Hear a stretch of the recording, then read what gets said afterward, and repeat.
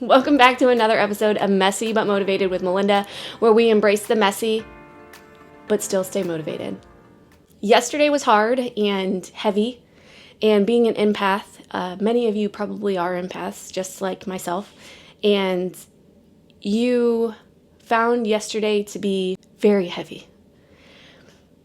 I didn't know at one moment. I thought, is this because of my faith? And you lose this brother in Christ, and what is it? Why am I so heartbroken?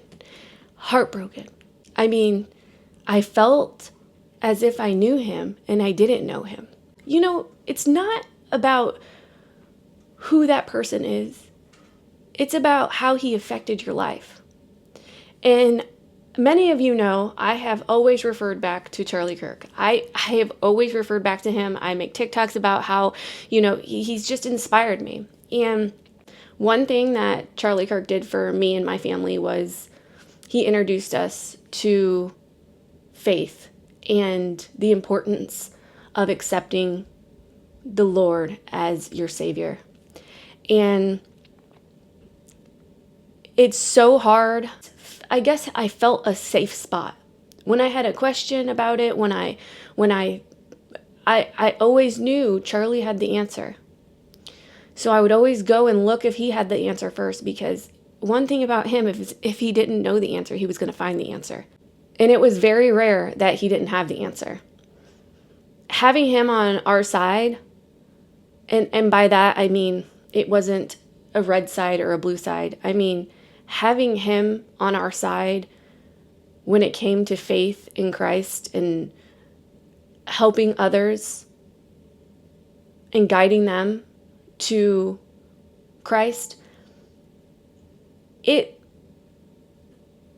was hard to lose somebody that that you looked up to and you inspired to be. Because in the end, I looked up to him thinking, man, what courage it takes to stand in front of all of these people. Because sometimes I'm behind my platform with 230,000 people and I'm scared to say what I want to say. And so yesterday was a big eye-opener for me. I realized this guy was taken from this earth. He's now in his eternal home, and I understand that. But he was taken from this earth and from his family and from so many of us that we can't just let that and be done with it. It sat so heavy on me. I'm like, what can I do? I'm just Melinda. What can I do? And I know what I can do. And that is keep sharing the word. Keep sharing it, because that's what he wanted. He believed so wholeheartedly in the Lord that he just wanted to share it with everybody. And I found myself standing behind my camera being too nervous to tell those people that were going to watch, the 300 people that would watch it, when he would stand in front of crowds of thousands. And he would let them know how amazing the Lord was. And they didn't like it. They pushed back. And it takes me back to Ezekiel. And I was really in that yesterday, just kind of reflecting on it. And in Ezekiel, the Lord tells Ezekiel that he has equipped him with what he needs to make him strong to go up against the hardest oppositions. And he did. He did equip him. His whole life he had gotten him ready. His whole life he had gotten him ready for that moment. And so I like to think of this as maybe Charlie was getting all of us ready. He was getting all of us ready. Maybe this was all part of the plan. Maybe this was it. Because I know he was put here and he's changed so many people's lives. So I know his reason. He's probably got so many reasons why he was here. But I feel so heavy. I feel so pushed towards the fact that I have to keep going. I see so many creators that will not talk about their faith because they're nervous and they're scared of what backlash. And you have to remember that our platforms were not earned as much as we might think it. They weren't. If you are a daughter of Christ, he gave you that platform. He was setting you up for that very moment. The whole time I've always questioned, what is it? What is it? And I look back at my life and I'm like, wow, the big picture. I looked at it yesterday and I was in tears. I was talking to my sister and I was just crying. And it was happy tears because I'm like, I figured it out. I figured it out. It's all figured out now. I have sat back so many days and thought to myself, what is it? I know he wants something because my testimony, if you haven't heard it, that doesn't just happen. That doesn't just happen to people. So I know I had a bigger meeting here and I just didn't know what it was. But after yesterday, I realized what it is now. And I'm going to continue to be myself. I'm going to be myself and I'm going to show you guys what it's like to stop running this race of life by yourself. I ran it for so long by myself. And I know I make a joke saying it was kind of like putting soda in a gas tank, because it was. I thought I had it under control.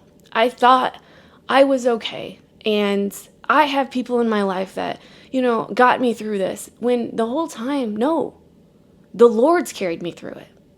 He was there the day that I needed him the most. And I wouldn't be here today if it weren't for him. It's so hard for me to sit back.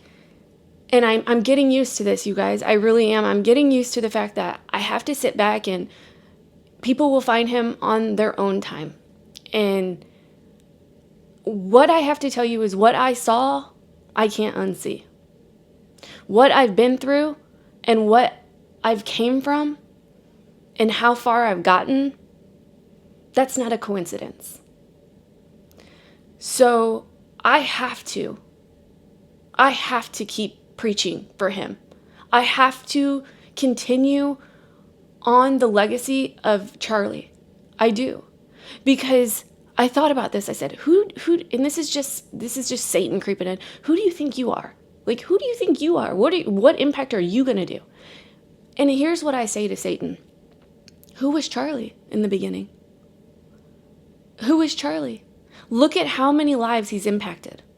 He has impacted so many people's lives. And who was he? People probably didn't even know who he was 10 years ago. I'm going to do the Lord's work because I feel more than ever it's so important. And I'm going to just keep going day after day because I know the Lord has equipped me with what I need, just like he did Ezekiel. He's molded me into this piece of art, this pottery, that all of these things I look back and I'm like, how could he do that? How could I go through that? You did this and then you did that. It was all part of the plan. All of it was part of the plan. He doesn't do anything by mistake. So I think it's important for me to tell you guys my story because it's very important to know somebody. You guys don't really know me. You see me from behind a screen if you're watching on YouTube or you're listening to me in your car on your way home from work or to work or wherever you're going. But I want to tell you my story because so many times you guys put people on pedestals that don't deserve them. And it's only years later that you find out this person did this or this person was that. And the signs were all there, but you didn't see them. You didn't see them because you avoided them. You didn't want to see them because you liked that person. That person made you laugh. That person got you through a hard time. And I want you guys to know me because I think that that's important. Because the Lord does say in the Bible that you will know them by their fruit. He doesn't say you're going to know them by their Instagram followers. You're not going to know them by their TikTok comments. None of that. He doesn't say any of that. He says you're going to know them by their fruit. So with that being said, I want to tell you my story and how far I've came and how proud I am of myself. And I'm hoping this gives other people the hope, courage, all of the things to realize that it was all part of the plan. Everything was part of the plan. That hard time you went through, the divorce, the deaths, it was all part of the plan. So with that being said, let's get into it. I want to start at the very beginning. I was raised by a single mom. I know I'm very open about that. And I don't look at this and I want you to know everything I'm telling you right now, I now know I don't hold anger. None of that. It was all part of the plan. It was to get me ready for this very moment. I was raised by my mother who was working multiple jobs and trying her damnedest to make ends meet. I didn't have a father around. I only had my mother. And as you can imagine, she worked many, many hours. So a lot of it was being raised by my sister and my brother. I think that a lot of my pain that I had when I was younger was anger. I was angry that I saw my friends having moments with their fathers. I just was angry. I would watch my mom try to figure out what we were going to eat because we just couldn't afford dinner. We couldn't afford things. What everybody found as luxuries going out to the grocery store, we didn't have that. We had our child support, and I believe my mom got some food stamps, but bottom line is it was hard. And I did see my father. I really did. He was in my life. He was in and out of my life. I think I went there every other weekend. But I dealt with my mom talking about my father and then my father talking about my mom. And that really affected me. And I didn't realize it affected me so much until my later years in life when I went to therapy and I learned that a lot of these lies I would do, it was because I was so used to lying. If my mom said, "Did my dad say this?" I was protecting him and saying no. And then if my dad said, "Did your mom say this?" I would protect her and say no, because I didn't want either of them to be mad at each other. When in reality, they were talking the whole time about each other. And it was so hard. As a little kid, being 5, 6, you just want to play and be with your friends and do all these things. And I was dealing with other things that were unfortunate. And I am blessed enough to say I did get to hang out with my father every other weekend. As I got older, things got harder because people I got more opinionated. I got more, I guess you can say I got more sass. I was going to stand up for myself, and I was going to stand up for my mother, and I was not going to tolerate things anymore. And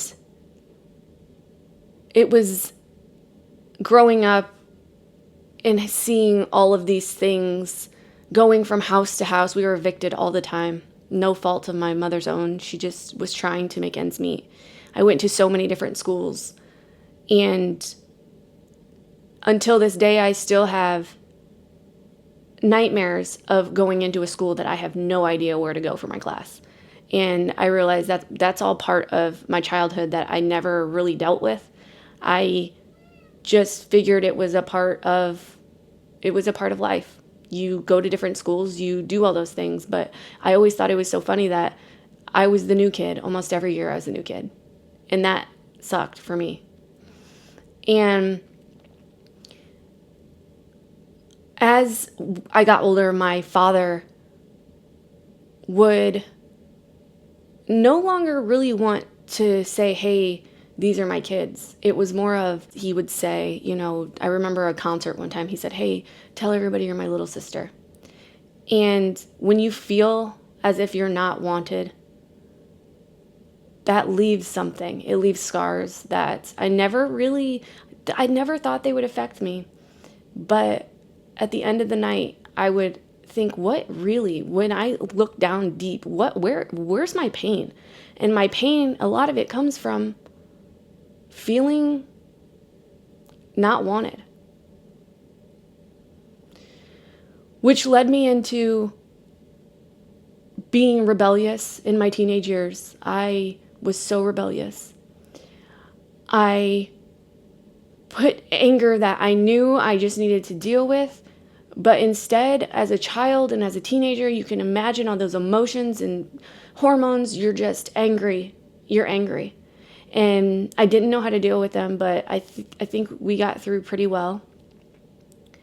Looking back, it's embarrassing because, I tried the whole running away. I pretty much tried it all. And there was a time where I hurt myself. And looking back, it was just a cry for help. But until this day, I have people in my family that have laughed about that and like how I tried to do it. And that in itself just really made me realize and open my eyes that I was hurt. And the big picture was I was hurt and I needed help. And instead, you have this girl, teenager, crying for help. And it's not being perceived in a way it should have. But we were all battling our own battles. My mom had battles of her childhood that she never coped with. And there's so many things that were just left. And then she got these 3 children. And it was like, here.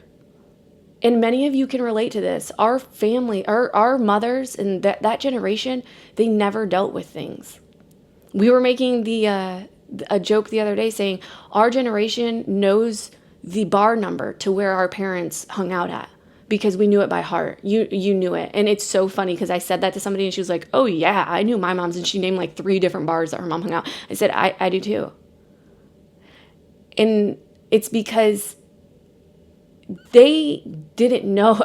We can't blame them. They had no, they just look how they were taught. It was a learned behavior, and they were probably trying to cope with a lot and didn't know how to. So they went to alcohol, and they went to going to bars, going out all the time, leaving their children at home. Whereas we know that feeling of being left at home and feeling that abandonment on weekends or all of that. And so we don't do it to our kids because we're like, nope, we're not doing that. So I guess we could thank them for that, because we're better parents because of it. So when I got in my teenage years, I was still being rebellious. I graduated. I was my mom's last child besides Vanessa. And if you know Vanessa, she lived with her dad. So my mom was kind of done at that point because I was 17. She had a boyfriend at the time. So I was kind of like doing what I wanted to do. And I was looking for love. I think I was yearning for love anywhere that I could find it.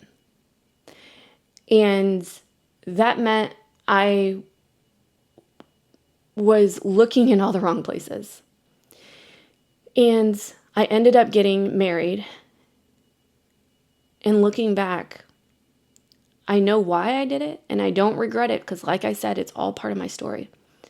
But I got married for all the wrong reasons. I just wanted to feel loved. And that person who just finally wrapped their arms around me and told me they actually love me, and I could tell in their eyes they actually love me, I I just I ran with it. Let's get married today. I don't care. And was it wrong? It was. But in the moment, I felt like it was so right. I'm finally going to be with somebody that just loves me so much, and all of this and all of that. And I know now, yes, it was wrong, but it was also part of my story.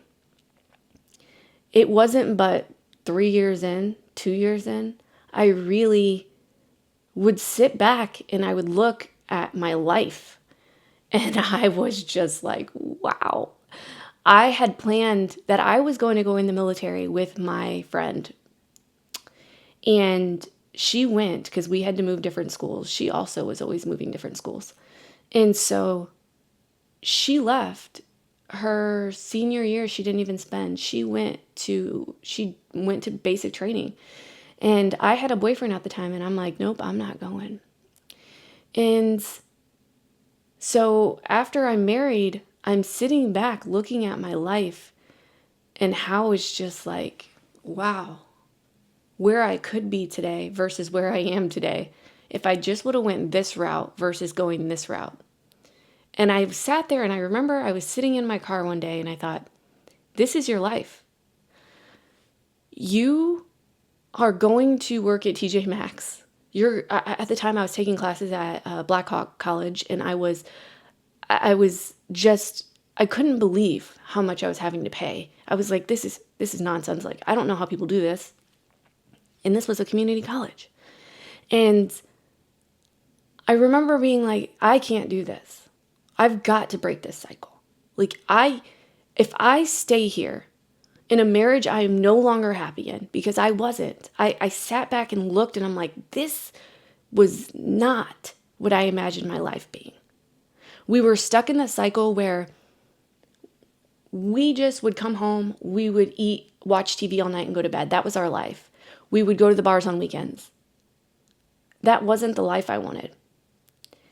And I didn't see, he was very content with what he was doing. Like I would say, why don't you go back to school? And it was kind of like, And I've always had this side of me where I'm very ambitious. I don't want to stop. I want to keep going. I want to keep going because I know I can do more. And when I had somebody on the other end who was just like, I'm good, I'm content, I'm going to weld for $10 an hour, I was like, oof, this is hard. But it took me a lot of courage looking back to say, I can't do this. And I walked away from that marriage. And it was probably one of the hardest things I had ever done. But I knew I needed to do it because if not, it was an injustice for him because I was just leading him on. I was no longer in love with him. I don't think I ever really was in love with him. And I hate to say that because he doesn't deserve that. But I don't think I was really ever in love with him. When I look back, because I see my love with my husband now, and I'm like, that's what love is? Wow. Wow. So maybe it was lust I had with him. I'm not quite sure, but the love I have for my husband now is like, wow, it's so many things. It's indescribable. So what did I do? I remember just being lost, and I really didn't have too many people I can go to and say, what do I do? But this is where I say God brings people into your life at the right time, because this is about the time that Kelly is getting out of the military, and I'm getting to see her again, be home, and my heart, it felt like we had been separated that whole time. We didn't talk at all. Like, we lost connection. She went for a few deployments in either Afghanistan or Iraq, I can't remember. And so we had lost contact. And when we finally got back together, it was kind of like, wow, okay. And looking back now, I'm like, oh my God, this was part of his plan. He knew what he was doing. He knew what he was doing. The whole time he was like, listen, I got to get this girl back to her because she's going to guide her to the right direction. And that's exactly what she did. She said, why don't you join the military? And I had brought it up to her already, and then she was kind of like, why don't you just do it then? And I'm like, I don't know. I'm scared. I'm nervous. And I was like, well, should I join the Navy or the Marines? And she was like, because that's where she was. And she's like, no. She's like, don't join the Marines. She's like, if you're going to do anything, do the Air Force or do the Navy. I have a great story about how all of that happened, and I've shared it before on my TikTok, and it's actually really funny. And if you want to hear it, go ahead and comment, and I will tell you guys that story about how I got denied multiple times from the Air Force and finally accepted from the Navy. And looking back, I remember being so angry.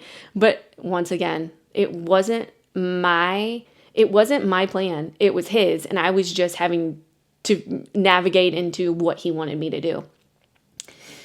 I ended up going into the Navy, and I remember leaving for basic training. You have to imagine, I'm not a girl right out of high school like all these other people who just joined. I am a 22, 21-year-old, and I'm going to basic training where I'm going to get screamed at and all these things that's a lot, especially when a lot of these people just come straight from their parents' house, and it's easier for them to cope with because they've been used to people telling them what to do, whereas I'm coming from owning my own home and all these things. But I did it. And while I was there, as many of you also know, and if you don't, this is just part of my story, I was sexually assaulted. And it wasn't just for a day. It wasn't just for a few days. It wasn't just for a week. It was for the months I was there.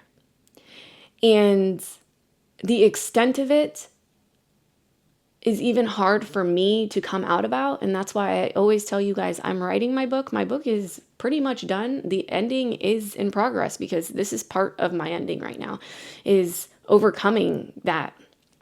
And I buried that. I buried that because of embarrassment. I didn't tell my friends. I didn't tell my mom. I buried it, and I left there, and I thought, I never have to think of that again. Because at the time I was this foolish child looking back who just thought, okay, that happens, and then I'm just going to never have to deal with it again, and it's fine. I'm going to get through it, and it's fine. It's just, let's forget it. Until, dun dun dun, I was brought into the NCIS office, and I just remember being like, no. And this sense of, oh my gosh, I'm going to be in trouble. It's me, because he had brainwashed me so hard to think I was going to be in trouble. I was going to be kicked out of the military. I did these things. So ultimately, the story ended up getting out. He did get prosecuted. And no, it wasn't me that came forward. And I had guilt for a very long time about that.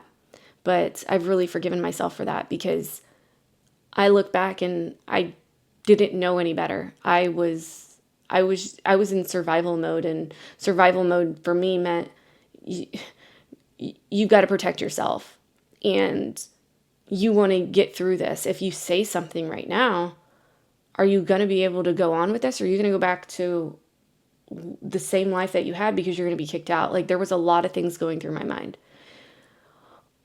Ultimately, once he did get prosecuted and he went to prison, I still kept it to myself. I dealt with all of that. Looking back, I'm like, wow, I needed people so bad in my life. But I didn't let anybody in. I just wanted to deal with it. I didn't want to put my shit on them. And I had this sense of, nobody's going to believe me because it's so far-fetched. It is so far-fetched. And I had guilt. I had a lot of things. Like, was it me? Was I the one that, maybe it was me. Maybe it was, I just had all these, it had to have been, did I say something to him? Did I look at him wrong? Maybe I gave him the wrong impression. And I lived with that and kept burying it. And I met Mike. And once again, looking back, man, God was really doing me a solid. I had been just lingering my divorce at this time with my ex-husband. And it was a lot of reasons. Like I knew he needed my medical because he had bad asthma and it just wasn't priority for me. And I met him and everything changed. Everything changed. Remember I would tell Kelly, I'm like, I'm never getting married again. Which a lot of people do that. They're like, nope, not happening. Never doing that again. That was miserable. And at the time, I'm like, is that what love is? Because that was not fun. And that now I'm cleaning up the mess on aisle 3. I don't like it. I don't want to do it. And I met him and it changed. I instantly felt protection. And it was like a protection such as, it wasn't the protection of somebody taking care of me. It was the protection of, I felt so loved for everything, for all of the things, even the things that made other people cringe that I would do, because I am hard to love. Oh, I'm so hard to love. And he didn't care. He didn't care. He was all in. And our connection, there was just no way that we were ever going to be without each other. And prior to meeting him, when I was married to my ex, we had been told that there would only be a 30% chance of ever having a kid because I had something happen to me. And I know I'm not crazy because I often think back, did I just make that up? Did I? But then I'm like, no. Like people were there. People heard it. People heard the doctor. I remember the doctor's name. Like I could go back. And she told us, yes, 30% chance you're ever going to have a kid. And I remember I took it so hard. I was devastated. Actually, I tell people that was the best nap I've ever had in my life because I did. I came home from that appointment. It was the best nap I ever had. Because I cried myself to sleep and it was great. So when I met Mike, he's younger than me, and I wanted him to know what he was getting into because I didn't want him to keep falling for me if he had this, I want to have kids. And I couldn't do that for him. So I remember laying in bed with him one night and I said, I have to tell you something. And by this point, he's used to these hard talks with me because I was pretty open with him about things when I realized things were getting pretty deep, pretty serious. And I told him, I've been told that I'm probably not going to have kids. Like there's a 30% chance and I don't want this to go any further. If you had your eyes set on having children, I don't want to take that from you. And I'll never forget, it was like game on for him, like challenge accepted. The feeling that he gave me was like, yeah, okay. Like he acted like it was nothing, whatever, just another conversation we're having. And I was like, oh, that was easy. Like I had been dreading that conversation and he made it so easy for me. The following weeks we had talked and he's like, then just stop your birth control. In which I did because I'm like, well, he's right. Why am I on this? Why am I even on it? That's crazy. And we had, I guess you can say we were just not cautious anymore because we're like, he's on the same page as me. I'm on the same page as him. We were both doing our thing. He was going on underways. I was going on underways. And when we got to see each other, it was such a blessing. And that connection it was stronger every time. It never got weakened. I finally realized I was pregnant on my ship on an underway. We were gone for about a month and a half. And I just remember being like, oh yeah, I'm pregnant. Even though all the tests on there just kept saying negative. And I'm like, medical, I think you need to fix this because I'm pretty sure. And they all kept saying no. We ended up having Chloe. And that was huge. The whole pregnancy, I was so scared. I'm like, oof. Because, it's kind of like when you buy a house, you're like, it's not done until you sign at closing. And that's how I felt with her. And when I finally had her in my arms, I was like, wow. I knew I've never lost my faith ever. I knew God had always been there with me. I just didn't know the extent of it until recently, how much had been there for me, and I didn't even notice the whole time. So once Chloe was born, Mike went on deployment. And I'll never forget that feeling I had when he left me to go. He was going to Germany at the time. And we dropped him off at the airport. And that pain, that's how I knew. I said, oh yeah, I don't think I can ever live without this guy. It was like my other half. And once he was gone is when my postpartum really started. And I was in denial about it. I didn't want him to know that anything was happening back here.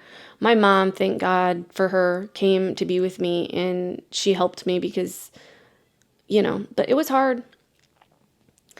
And I was in denial. You have these thoughts, you start to not want to get out of bed, all these things. And I did have my mom there, and I'm so blessed that she went and helped me in that time, because I don't know what I would have done without her. And once my postpartum started is really when everything mental started happening. All my mental health started really doing a spiral. And I didn't take care of it. I ended up getting on a mental health med when we moved from Virginia to Illinois, because I noticed I was kind of depressed. I had anxiety, all these things. So they did put me on medicine and I stayed on it. Well, I had to get off of it because we decided we were going to have Carson. And once we had him, that postpartum depression was like a whole nother beast. And it was on a whole nother level. It was as if it was so hard. Like, for those of you that have never had to suffer anxiety, you are so lucky.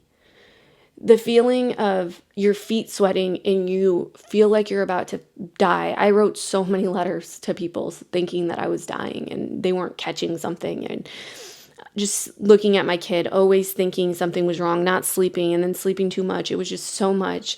And thank the Lord for my husband, and we were just such a good team at that time. But with the postpartum depression brought on horrible, horrible MST. For those of you that don't know what MST is, it's military sexual trauma. And I had never confided in anybody about what had happened. I just knew the courts knew it. He was in prison. Let's call it a day. I don't ever want to talk about it again. Let's be done with it. But my night terrors became overwhelming. I would walk by somebody. I remember being in Target one time. I walked by somebody who had the same cologne as him. And the anxiety attack was something that was undescribable. It was almost like an out-of-body experience. And it was then I finally said, you know what? I think I need help. And looking back, I'm like, wow, that took a lot. That took a lot for you to say, I need help. Like, I can't do this alone. And I went to my husband and I told him, and I guess he'll never live this down because I do bring it up and I don't judge him for this. I think he is just like me. And when somebody tells us hard things, we're like, oh gosh, that was heavy. Wasn't expecting that. But I remember he was sitting on the couch and I said, I have to talk to you about something. And he said, what? I said, something happened to me. And I think it's really weighing on me because I'm really not doing well. And he just kind of was like, what? And I told him, I said, when I was in boot camp, I got sexually assaulted by my RDC. And mind you, he's working there now, So maybe that's a lot of it that triggered it too. Just having to go there and be around that. Whenever I would, go in to see his awards and stuff. But he laughed and he didn't, I'm not making an excuse up for him, but I know why he did it. He was just like, whoa, what? Like, what? And I was like, yeah. So then I sugarcoated it. I'm like, oh yeah, it was nothing though. Maybe I'm just, because that's what a lot of us tend to do who have been sexually assaulted. Oh, but it's not, it's this and that. And so I buttered it up. I'm like, oh yeah, it wasn't that bad, but I think I need help. I ended up going to the VA because I'm like, you know what? They need to get me on the right path here. This happened while I was with them. I mean, this has to be taken care of by them. And I knew they would have the resources, and man, did they have the resources, because it happens so much more often than many of you even can imagine. And I didn't realize it. It was to the point where I was calling it PTSD because I was having these night terrors and, the smells and the memories coming back every now and then. And they said, no, it's MST. And I said, what's MST? And she said, military sexual trauma. And then it clicked to me, oh, wow, they have a term for it. This is a thing. Okay. All right. So once I started dealing with it on that end, it was a lot on our marriage because I was carrying this load now that he didn't ask for. But I'm so lucky. He was such a good supporter and he helped me through all of it. And some days were better than others. Some days I was like, I can't stand myself. I can't believe I let that happen to those other girls. I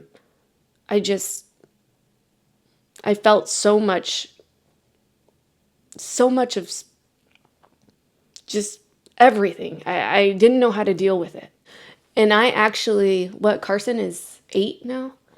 I had been dealing with mental health for that long, till this year.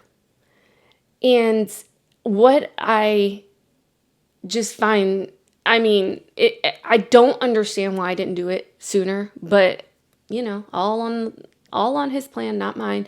I finally surrendered. My mental health got so bad that I asked my husband to take me. I looked at him and my mom in the kitchen one morning. It was actually Carson's birthday party with the family that day. And I looked at them and I said, because I had been having suicidal thoughts and I was very open to my friends about that and my husband. I never wanted to scare my mom with it because I knew she would just be, And I remember just looking at them and I said, I think you need to take me to a mental somewhere. I was not well. And I had said that many, many times. And,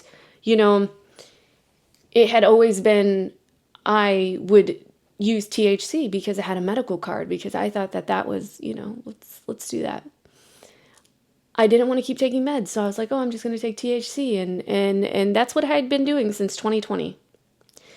And my friend suggested, she said, you know what? Why don't you just try getting off of that? And I was like, no, it's not that. It's fine. It's not that. And I played the being in denial card for a little bit too long until one day I got way too deep into my thoughts and it scared me. And I remember it was that come to Jesus moment. I finally surrendered to him. And I have that testimony of mine on my YouTube, and it's also on my podcast. If you go back, it's under my testimony. And I surrendered to him. And my life has never been the same since. Because I realized that I was never going to make it if I kept going the way that I was and thinking that I had the answers and I was going to do it all by myself and I was fine and it's fine. I'm fine. I'm going to keep going. I knew if I didn't turn to him and surrender to him, I would not be here for my children and my husband today. I know that. I know that. I wouldn't, because I was at the end of my rope. I didn't know what else to do. I was so broken. And I put a smile on my face for everybody around me because I didn't want people to know I was broken. Because I wanted to be the strong girl. I wanted to be the girl who was strong and came from nothing to something, and she's just on her way to beautiful things in her future. But God said, I'm not going to promote you until you fix what is broken. And that means accepting me as your Lord and Savior and letting me be with you. You're going to start following me. You're going to follow me, because my whole life I'm like, oh yeah, I'm a Christian and I follow, or I'm with the Lord's with me all the time. No, he's not with me all the time. Being a Christian means that you're following him. You're following him. He's not following you. You've decided that you're going to follow him. You're no longer just going in a circle like, I don't know what to do. I don't know what to do. Now you have your eyes set on him. And you're following him. Now, don't get me wrong. There are times when you kind of lose sight and then you have to get back on track and be like, oh, there you are. Oh, there you are. But we all do that. And that's just part of being a Christian. It's hard, but now you have a GPS instead of just driving blind. And it feels so good. And for me, it's my story. I want to share it with people because I believe that there are so many things that I went through, and I look back and I'm like, wow, oh my gosh, that led me to here. That led me to right here. And this is where I was meant to be all along. I was meant to tell others my story. I was meant to go through all of those things that in the moment I looked at them and I'm like, oh, this is horrible. How could he? How, and I'm still here and I'm thriving and I'm healthy and I'm happier than I've ever been in my life. And it was all because I finally surrendered.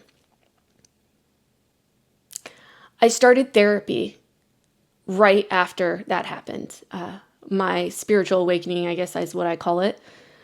I started therapy, and in therapy, I mean, I'm still in therapy, but I have come to terms with so much that I have little things that I never thought bothered me, but they bothered me, and I was in denial that they bothered me. I now know things that trigger me. For instance, my husband came home one day and he started screaming about something. He's not screaming. He was yelling about something in the front yard. Didn't say hi to me when he walked in the door. Nothing. Just comes in. He's like, and I just looked at him and I shut down completely. And I brought that up to my therapist and I said, I don't know why that happened. And we dug deep into it and we realized because that's what my mom did. My mom, and it took me back to my childhood. My mom would come home and she was a yeller. My mom's always been a yeller. And it was never the loving, like, I'm so happy to see you guys. I've missed you guys. Come give me a hug. Nothing like that. It was, why aren't the dishes done? Why is and it was always something like that. So when he came in the door, it triggered me. And I was just like, whoa, like, took me back somewhere I didn't want to be. I also have figured out there's so many things that people will say happened when I was younger and I don't remember.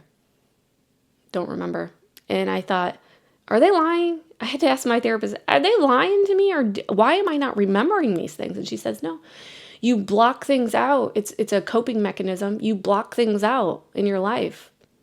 You block them out, and some things can be remembered and some things can't. And I can tell you there are so many things I can't remember from my childhood. My sister will tell me, I said, I can't remember that. And I try really hard. And some things she tells me that I don't want to remember. I said, I don't want to remember that. Well, I hope. And she says, well, I do. And I said, I don't remember that. So yes, that was my story. And I think it's important that I shared that with you guys. I do. I really believe that you need to know somebody. You need to know them. And not just know Melinda from TikTok or Mrs. Motivated from TikTok. I want you to know where I came from, how I got here sitting in this chair talking to you today, and why I feel the importance of doing what I do. And it's because I have to do this. I believe I was put here for this very moment, to not only spread the word, but be there and tell people, if I've come from all of that, you're going to be okay. And it's all part of your story. We're all writing a story, every one of us. I realize my book isn't done because I'm still writing the story. It's not over. I'm finally about to close this chapter and be done with this book. And it's absolutely, it's amazing. I feel so good because I'm like, I've been struggling with the ending. And I was, because I didn't really have an ending. There was nothing good I could say that came from that. I was battling mental health. I was suicidal. I was all these things. But now I realize, no, now this is the ending. This is the ending. You can close the book now. The end is done. You have overcome some of the hardest things that God doesn't put everybody through those things because they can't handle it. He put you through it because he was making you strong enough to do what you're about to do. And that is spread his word. That is stand up in front of people and talk when they don't want to hear you. They don't want to hear what you have to say. And I'm going to do that. And it's going to be hard. But I know that there are so many of us that he knows we're going to do it no matter what. Even if we're standing up there and we are spreading the word for him and get taken out, we're okay with that. We're okay with it. And I know that Charlie is with him, and he probably said, that was an amazing job you did. Because he died doing what he loved to do. He loved sharing the word. He loved debating. And he died doing what he loves. So I know there's so many of us that are maybe scared to move forward. But I want you to know, we can't be scared. This is the time we have to grab the mic and stand up and start walking forward. Because if we don't, the mic's going to go to people that don't deserve it. Our stories have prepared us for this very moment. And we can't be scared. We can't be scared. So that is going to wrap up this episode, you guys. I just wanted you guys to know what's going forward. And there are so many amazing things going forward, you guys. I'm talking about... you're going to be seeing me on the big stage. I know, scary. I'm actually in classes right now, so give me a little bit of time. But I am going to start moving pretty quick because I believe it's important, and I'm so excited for what's to come. And I know that I have all of you behind me, and I am so thankful for that. And I hope that this got you a little bit more insight of me, about me, and hopefully you guys feel like you know me a little bit more. But if not, always ask questions. I'm here for it. I'm like an open book. You guys know that. So as always, thank you for listening to this. And if you think that there's somebody that could really, really use this episode, please go ahead and send it to them. And remember that it's okay to be messy as long as you stay motivated.